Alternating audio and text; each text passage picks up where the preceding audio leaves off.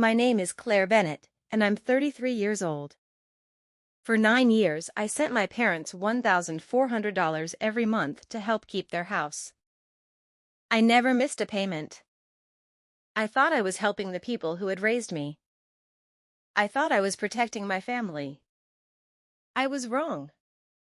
Because on a Sunday evening, my mother gathered everyone around the dining table and announced that the house was being transferred to my younger brother, Ethan.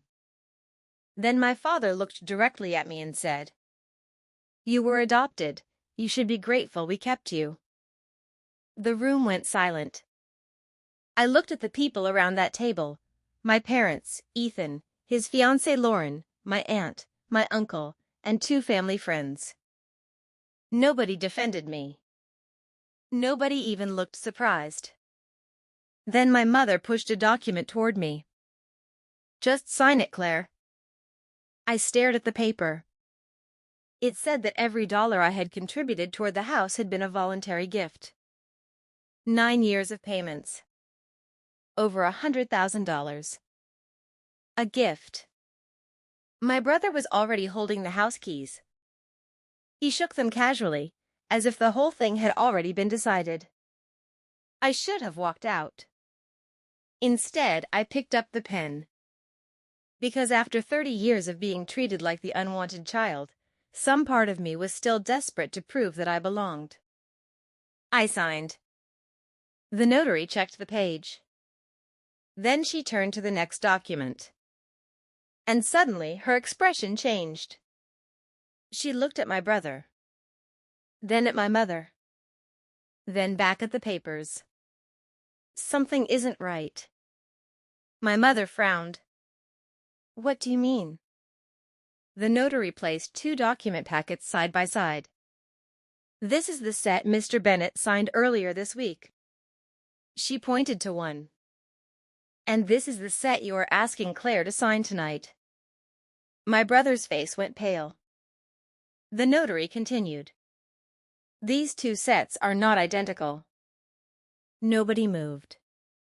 She turned another page. "There is a missing page." My mother immediately reached for the papers. "What page?" The notary stopped her. "Page 4. Ethan stepped forward. "It's probably just a printing mistake." The notary shook her head. "No." Her voice remained calm. "That page was intentionally removed." My heart began pounding. "What was on it?" I asked. The notary looked at me. Then she lowered her voice. "Before we discuss that, don't let anyone leave." I slowly stood up. My brother stopped near the doorway. My mother was staring at him now. "Ethan," she whispered. He didn't answer. The notary opened the original file. "Your son came to my office on Thursday and signed the transfer documents. He told me the packet was complete." She placed the 5-page set on the table. Every page was numbered and initialed. Then she pointed at the second packet. "Tonight's version contains 6 pages." My mother grabbed it. She flipped to page 4. Her face changed instantly. She began reading. The page stated that Ethan could receive the property, but only if my parents were guaranteed the right to live in the house for the rest of their lives. He could not sell it. He could not transfer it. He could not use it as collateral. And most importantly, he needed their written permission before doing anything with the property. My mother slowly looked at Ethan. "You removed this." "I didn't remove anything." "You signed the version without it." "I said I didn't." His fiancée Lauren suddenly started crying. Everyone turned toward her. Ethan grabbed her arm. "Don't." She pulled away. "We have to tell them." My mother stared at her. "Tell us what?" Lauren wiped her eyes. "We already put money down on another house." Silence. Ethan closed his eyes. Lauren continued. $15,000. We were planning to sell this house after the transfer. My mother looked as though she had been slapped. You were going to sell our home? We thought you would move somewhere smaller. My father finally spoke. You thought? Ethan's voice became defensive. You were giving me the house anyway. My mother stared at him. I was giving you a house to protect your future. And that's what I'm doing. Till you. No, I said. Everyone looked at me. I picked up the missing page. You're protecting your future by destroying theirs. Ethan glared at me. You don't get to lecture me. You were never even part of this family. The words hurt. But not like they would have before. Because something inside me had already gone quiet. I looked around the table. My aunt was crying. My uncle couldn't meet my eyes. One of my mother's friends quietly stood and picked up her purse. Then my aunt finally spoke. You invited us here to watch this? My mother said nothing. My aunt looked at her. To humiliate Claire after she paid for this house for 9 years? Nobody answered. And in that silence I realized something. They all knew. Maybe not every detail. Maybe not every lie. But they knew enough. They knew I had been paying. They knew I had been treated differently. And for years it had been easier for everyone to stay quiet. I reached into my purse. I pulled out the check I had brought that evening. The next $1,400 payment. I looked at it. Then I tore it in half. My mother's eyes widened. Claire. I tore it again. No more. She stood. You can't just abandon your family. I looked at her. I've spent 9 years carrying this family. Her face crumpled. You're the good daughter. That sentence almost broke me. Because it was exactly what I had always wanted to hear. But now I finally understood what it meant. I was only the good daughter when I was useful. I walked toward the door. My father called my name. I stopped. He looked older than I had ever seen him. I should have protected you, he said. I waited for more. He didn't have anything else. So I walked out. My phone started ringing before I even reached my car. My mother. Then Ethan. Then my mother again. I didn't answer. I drove home and sat alone in my bedroom. For the first time in my life, I wasn't trying to figure out how to make my family love me. I was trying to understand why I had spent so long begging for something they had never intended to give. Then, just after midnight, my phone rang. It was my father. I almost ignored it. But something made me answer. Neither of us spoke for several seconds. Then he said quietly, Claire, there is something you need to know about those payments. I sat upright. What? The house was never behind on the mortgage. My heart stopped. What are you saying? I was paying the mortgage myself. I stared into the darkness. Then where did my money go? My father took a shaky breath. That is what I need to explain. And before he hung up, he said something that made my blood run cold. Your mother doesn't know that I kept the records. The next morning, an envelope arrived at my door. Inside were 9 years of bank statements. And on the first page, written in my father's handwriting, were 4 words. You deserve the truth. The envelope sat on my kitchen table for almost an hour before I opened it. My father's handwriting was on the front. Claire. Nothing else. Inside were bank statements, payment records, and handwritten notes covering several years. At first, I didn't understand what I was looking at. Then I saw the mortgage payments. They were being made from my father's account. Month after month.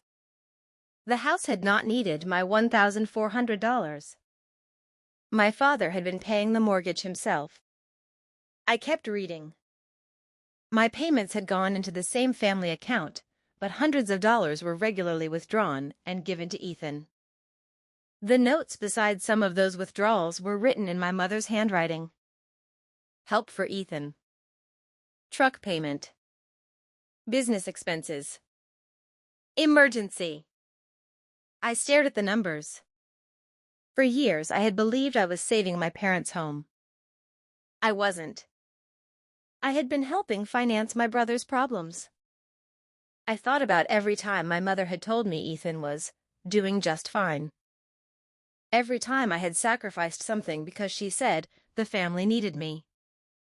Every time I had skipped a vacation, delayed buying something, or worked extra hours. I had been paying for a problem I didn't even know existed. Then I found the last page. It wasn't a bank statement. It was a sheet torn from a notebook. My father's handwriting covered it. A few hundred a month is all I can manage. It may take 20 years. I need you to know that I know. I read that sentence 3 times. Then I started crying.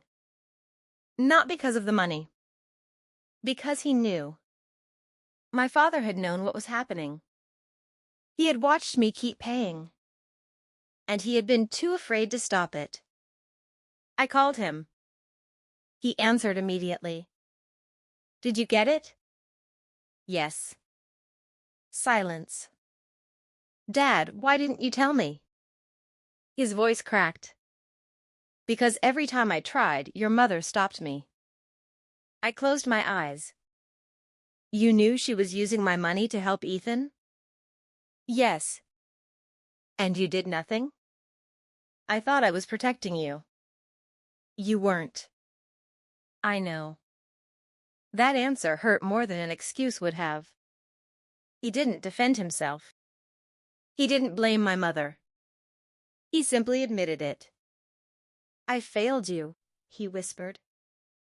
I sat there for a long time. Then I asked, what happens now? He was quiet. I don't know. Neither did I. But I knew one thing. I couldn't go back to that house. Not yet. Maybe not ever. A few days later, my Aunt Ruth called me. She told me Ethan had returned to the house.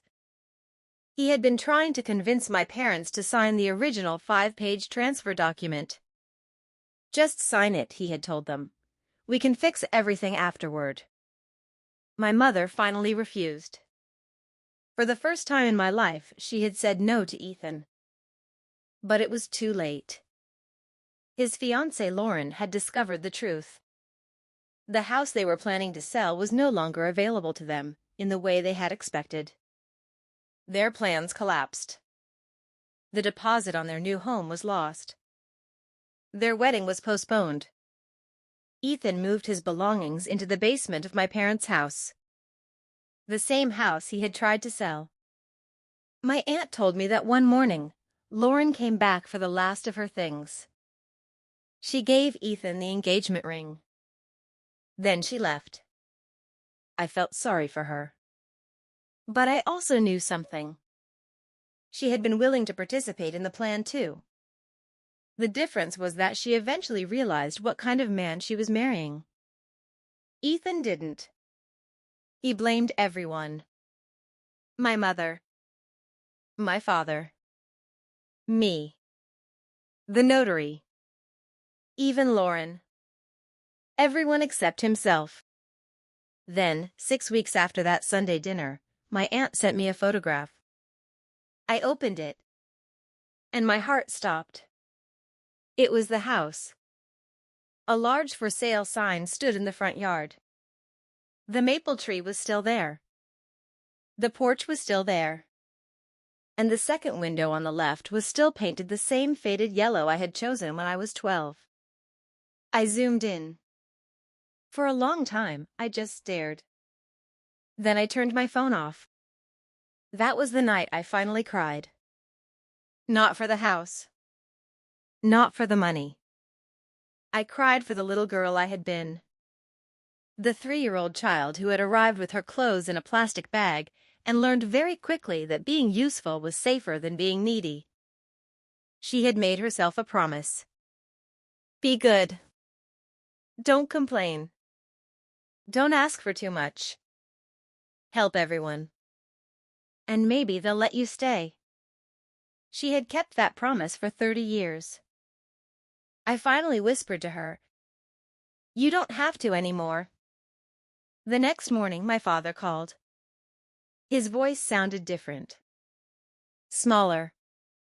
He told me he had something else to say. "I need to tell you the truth about that night." I listened.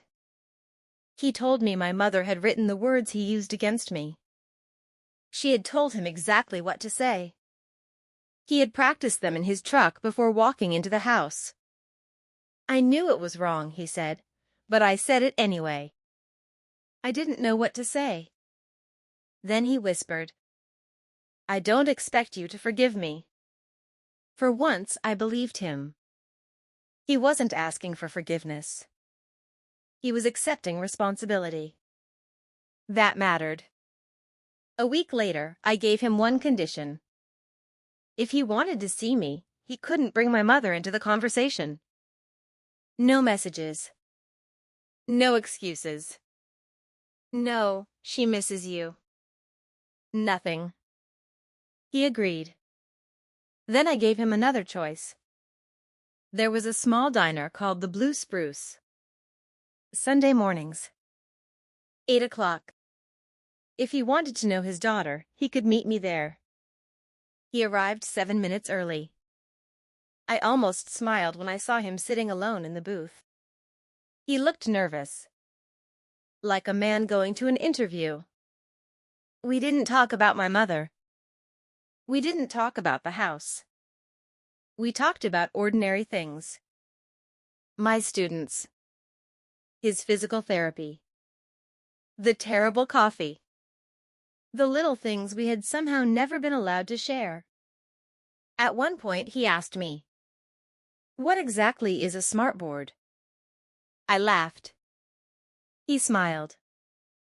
And for the first time, we were simply a father and daughter having breakfast. No money. No debt. No favors. No family ledger between us. When the waitress came by with the coffee pot, my father looked at her. "More coffee for me and my daughter, please." I looked out the window so he wouldn't see my face. Because those 7 words meant more to me than anything my mother had said that night. My daughter. Not adopted daughter.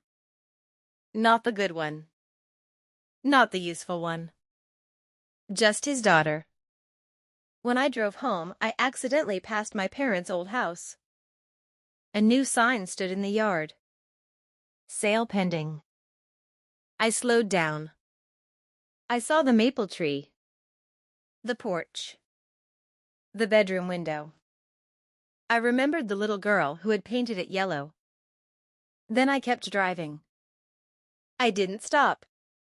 And that was when I understood that leaving wasn't the end of my story. It was the first time I had finally chosen where the story would go next. For the next few weeks, my life became strangely quiet. There were no Sunday dinners. No demands from my mother. No messages asking when I would send the next payment. No calls from Ethan pretending nothing had happened. And somehow, that silence was harder to adjust to than the fighting. I had spent so many years organizing my life around my family that I didn't know what to do when they weren't asking anything from me. Then, one Sunday morning, my father arrived at the Blue Spruce before I did. He was sitting in the same booth, his cane leaning against the wall. When I walked in, he stood. "Sorry," he said, "I got here early." "You're always early now." He smiled. "I don't want to miss my daughter." That sentence stayed with me. We ordered breakfast. For the first time, I asked him questions I had never thought to ask. What had he wanted to be when he was young? Why had he planted the maple tree? What was his favorite movie? What did he remember about me when I was little? He answered everything. Some memories made me laugh. Others made me uncomfortable. Then he said something that changed how I remembered my childhood. You always tried to earn your place. I looked at him. What do you mean? You would clean the kitchen before anyone asked. You'd make Ethan's lunch. If your mother was upset, you'd disappear into your room because you thought you were the reason. I swallowed. I thought I was helping. You were a child. He looked down at his coffee. You shouldn't have had to help us that much. For years, I had wondered whether I was imagining the difference between Ethan and me. My father confirmed it without excuses. He was allowed to make mistakes, he said. You weren't. I stared at the table. Why? He took a long breath. Because your mother was afraid. Of me? No. He shook his head. She was afraid that if you ever realized you didn't need her, you'd leave. I almost laughed. She was right. Yes, he said. And that's what she was most afraid of. Our conversation ended there. But it gave me something I hadn't had before. Context. Not an excuse. Not forgiveness. Just context. Meanwhile, Ethan's life was falling apart. My aunt told me that he had started blaming everyone for the failed house sale. He claimed I had deliberately ruined his future. He told relatives that I had manipulated the notary. He even said the missing page was my idea. I ignored all of it. Then one afternoon, I received a message from Lauren. I almost deleted it. Instead, I opened it. I owe you an apology. That was the first line. She explained that she had known about the plan to sell the house. She had believed Ethan's story. He had told her the property was already his, and that my parents would simply move somewhere smaller. She had never known that I had been paying toward the house for years. She said she hadn't understood how much pressure Ethan had put on everyone. Then she wrote, I should have spoken up sooner. I didn't know what to reply. So I told her the truth. You should have. She answered immediately. I know. That was enough. I didn't need another friendship. I didn't need revenge. I didn't need Ethan to suffer. What I needed was distance. For the first time, I understood that revenge wasn't always making someone hurt. Sometimes revenge was refusing to let them control your life anymore. A month later, my father called again. I have something for you. What? Your old bedroom. I froze. What about it? They're packing. The house had finally sold. My mother and Ethan couldn't afford to keep it. My father asked if there was anything I wanted. I almost said no. Then I remembered the yellow window. The photograph albums, I said. Anything else? I thought for a moment. My old school papers. He laughed softly. You kept those? Apparently. Your mother wanted to throw them away years ago. I closed my eyes. Did she?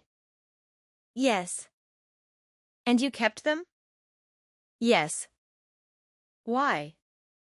His answer was simple. Because they were yours. That sentence hit harder than I expected. My father brought me a small box the following Saturday. We met at the diner. Inside were old drawings, school certificates, photographs, and a tiny plastic bracelet I had made when I was 8. At the bottom was one photograph. It showed me standing beneath the maple tree. I was holding a small yellow paintbrush. My father stood behind me, smiling. My mother was in the background. And Ethan was standing beside her. I studied the picture for a long time. Then I noticed something. My father had cut the photograph. The original had apparently shown the entire family.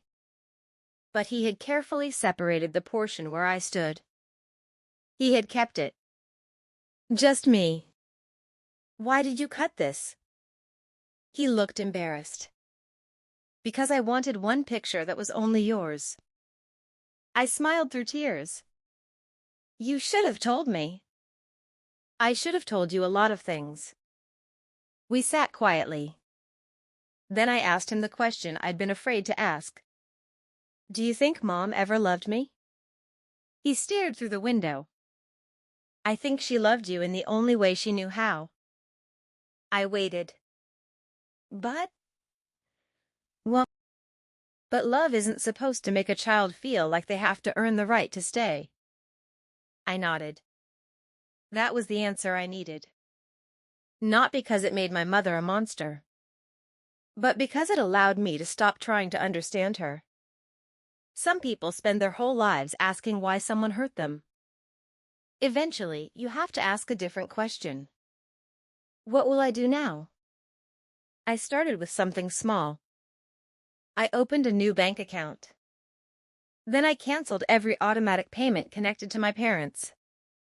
I made a list of every bill I had been paying for other people. I crossed out every one. For the first time in 9 years, my paycheck belonged entirely to me. I bought myself a small coffee machine. It wasn't expensive. But when I brought it home, I stood in my kitchen and cried. Because nobody had asked me whether I could afford it. Nobody needed the money. Nobody was waiting for me to rescue them. I had bought something simply because I wanted it. It felt almost rebellious. Then came the letter from the bank.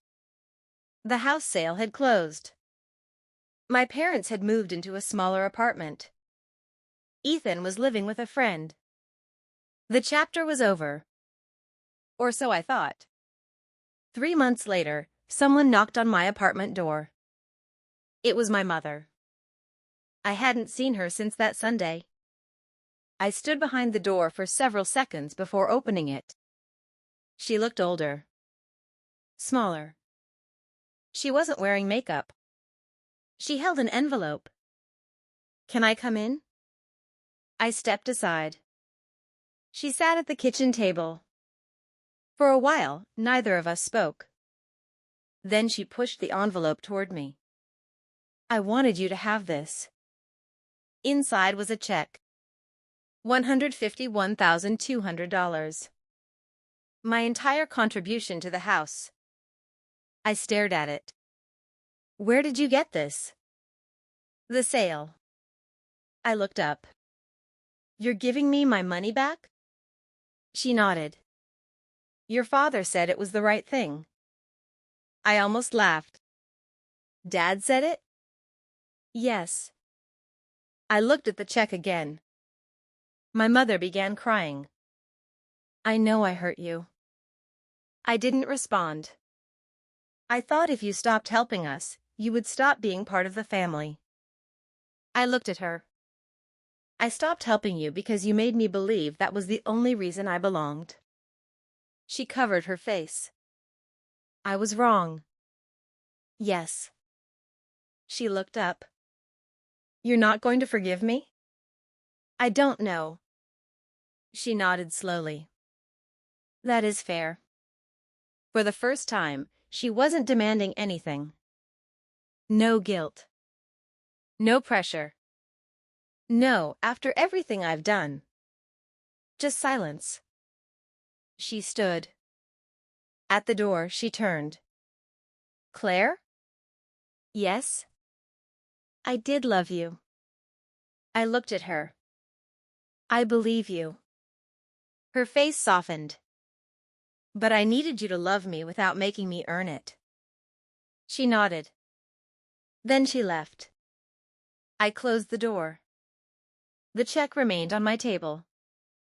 I didn't deposit it that day. I left it there for a week. There.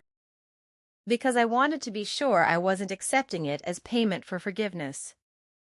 Eventually, I deposited it. Not because the money repaired anything. It didn't. I deposited it because it was mine. And for once, I was finally willing to keep something that belonged to me. The money changed my life, but not in the way my mother expected.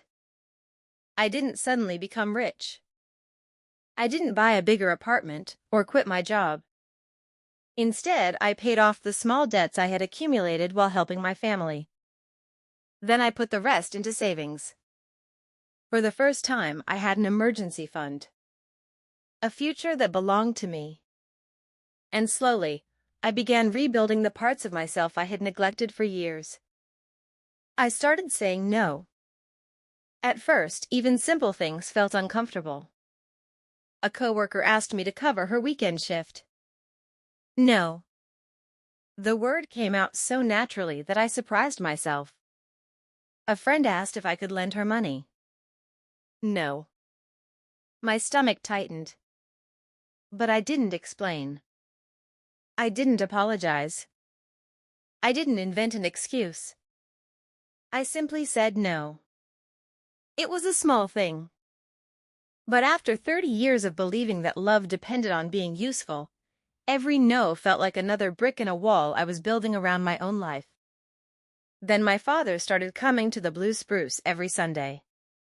We developed a routine. He arrived early. I arrived with a book. He ordered coffee. I ordered pancakes. Sometimes we talked for an hour. Sometimes we barely talked at all. And strangely, the silence was healing. One Sunday, he brought a photograph. It was the same picture of me under the maple tree. I found something behind the frame, he said. He handed me a folded piece of paper. I opened it. It was an old receipt from the hardware store. Yellow paint. 1 gallon. Paid in cash. Date, June 14th, 2005. I smiled. You kept the receipt? He shrugged. You were proud of that room. I looked at him. You remember? I remember everything. His eyes became wet. I just didn't always have the courage to say it. That sentence stayed with me. Because I had spent years believing that nobody had noticed me. But someone had. My father had seen me. He just hadn't protected me when I needed him to. And that distinction mattered. It didn't erase what he had done. But it gave me something I had never expected. A relationship I could choose rather than inherit. Meanwhile, my mother continued to struggle. She sent messages occasionally. Some were apologies. Some were memories. One simply said, I saw a yellow dress today and thought of you. I didn't answer. Not because I hated her. Because I wasn't ready. Then one evening, I received a call from Aunt Ruth. Your mother is sick. My heart tightened. How sick? She fainted. I sat down. Is she okay? She'll be fine. The doctor wants her to rest. I closed my eyes. For a moment, the old instinct returned. Go. Fix it. Take care of everyone. Then I remembered the girl I had been. The one who thought every crisis was her responsibility. I asked Ruth, does Mom have someone with her? Yes. Then I'm glad. There was silence. You're not coming? I looked at the window. I don't know yet. And for the first time, I didn't feel guilty about not knowing. A week later, my mother sent me another message. I'm not asking you to come back. I just want you to know I'm sorry. I stared at it for a long time. Then I typed. I appreciate you saying that. I didn't say more. That was enough. A few months passed. My life became ordinary. Beautifully ordinary.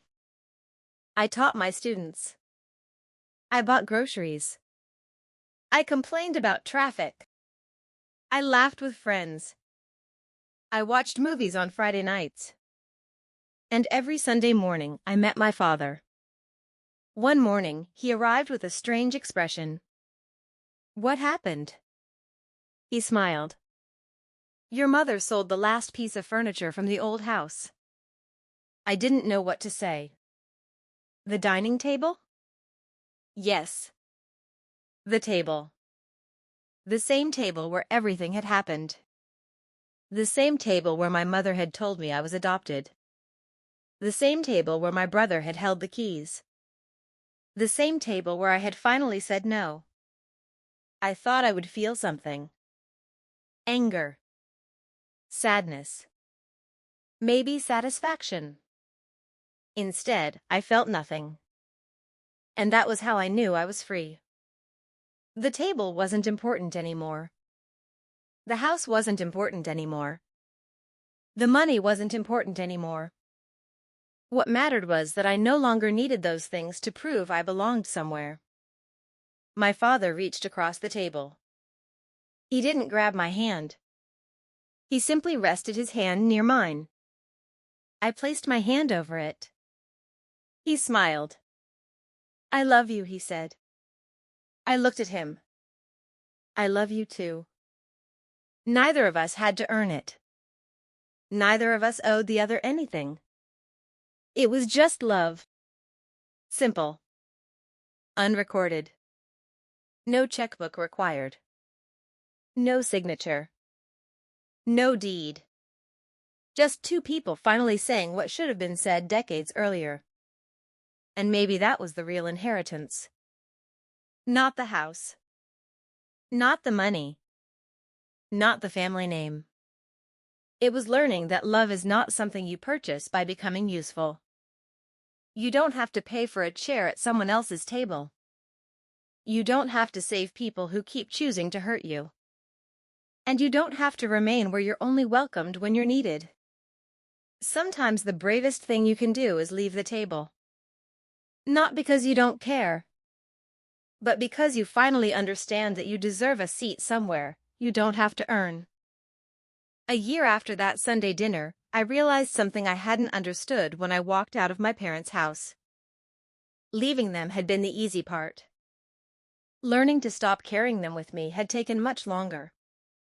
For years, I had measured my worth by what I could provide. If someone needed money, I gave it. If someone needed help, I showed up. If someone was angry, I apologized.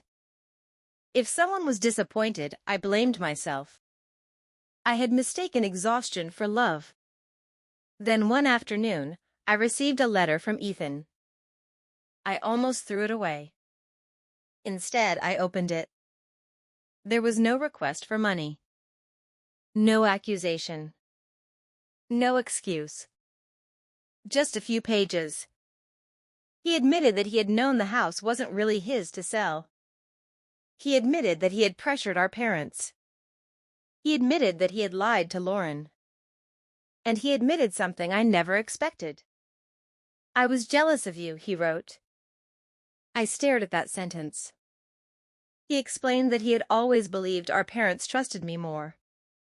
Not because they loved me more. Because I was dependable. He saw my sacrifices and thought they were proof that I had something he didn't. He never understood that I wasn't sacrificing because I was stronger. I was sacrificing because I was afraid. His final sentence was simple.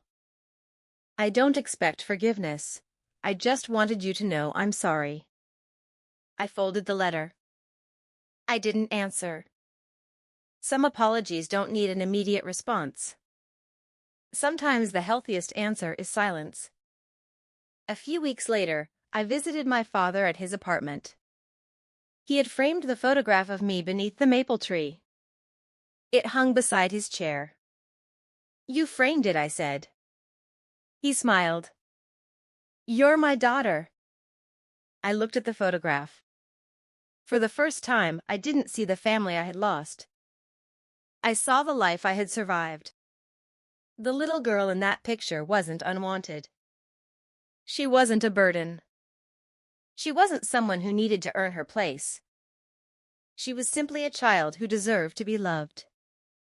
I finally understood that. And once I did, the past became smaller. Not less painful. Just smaller. My father reached into a drawer. "There is one more thing." He handed me an old envelope. Inside was a copy of the original deed to the house. I looked at it.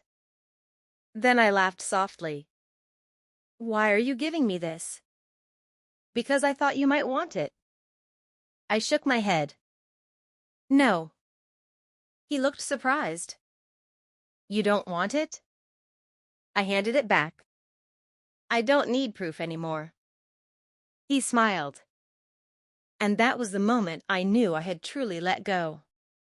Not when the house was sold. Not when I received my money. Not when my mother apologized. But when someone finally offered me the thing I had spent my whole life chasing, and I realized I didn't want it. I wanted something better. Peace. Months later, I moved into a small house of my own. It wasn't impressive. It didn't have a large dining room or a perfect yard. But I chose every piece of furniture myself. I painted the walls myself. And beside the living room window, I planted a young maple tree.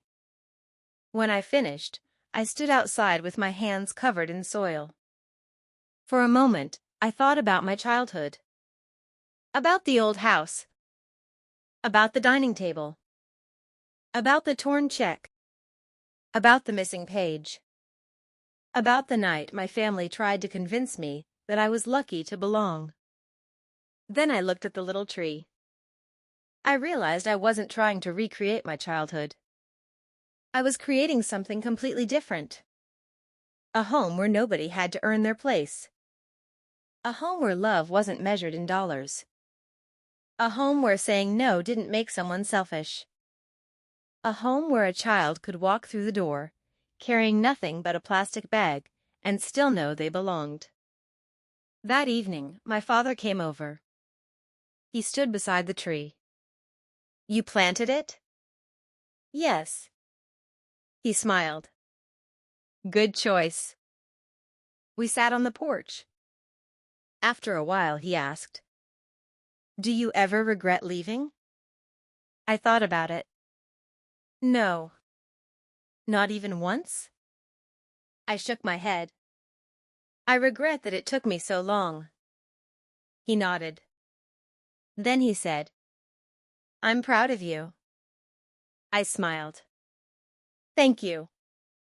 He looked toward the tree. "You know, Claire, your mother always thought family meant staying together." I looked at him. "What do you think it means?" He thought for a moment. "I think family means making sure the people you love don't have to disappear to be safe." I looked down. "That sounds right." We sat quietly until the sun disappeared. And for the first time, silence didn't feel like rejection. It felt like peace. I still speak to my mother occasionally. We are not close. Maybe we never will be. But there is no hatred between us anymore. She eventually admitted that she had spent years treating me differently because she was afraid I would leave. She was right. I did leave. But she was wrong about why. I didn't leave because I didn't love her. I left because I finally learned to love myself too. Ethan eventually rebuilt his life. He found work. He paid his own bills. He apologized to Lauren. They never got married. Sometimes people don't become better because someone punishes them. They become better because they finally have to live without someone else rescuing them. And that was the greatest lesson I learned. I had spent years rescuing everyone. Then I finally stopped. At first, I thought that made me selfish. It didn't. It made me free. If you're listening to this, and you've ever felt like you have to earn your place in your own family, remember this. Love should never come with an invoice. You should never have to buy someone's affection. You should never have to destroy yourself to prove that you're loyal. And you are not responsible for saving people who keep choosing the same destructive path. Sometimes walking away isn't abandonment. Sometimes it's survival. Sometimes saying no isn't cruelty.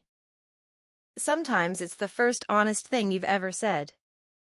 And sometimes the family you spend your whole life trying to keep may not be the family you were meant to keep. You may have to build a new table. Choose new chairs.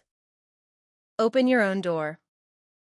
And when you finally sit down, you may discover something beautiful. You were never asking for too much. You were simply asking the wrong people. I thought that Sunday night was the day my family took my home away. I was wrong. It was the day I finally stopped begging for a place at their table. And that was the day I found my own.